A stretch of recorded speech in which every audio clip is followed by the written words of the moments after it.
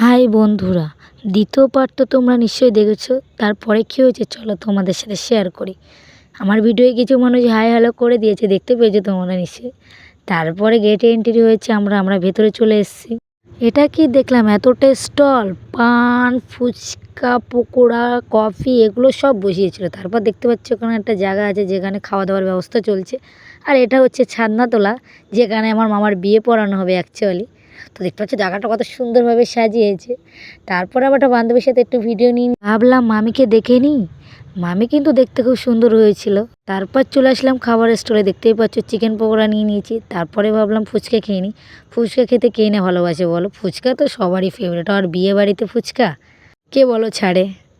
দেখলাম কফি দিচ্ছে, তো কফিটা খেয়ে নিলাম 2-3 কাপ। তারপরে এখানে একটা জোকার এসছে, জোকারটা দেখে কিছু বাচ্চা তো অনেকেই ভয় পেয়ে গেছে। আমি একটু ছবি নিয়ে নিয়েছি। তারপরে দেখা হচ্ছে পরের ভিডিওয়।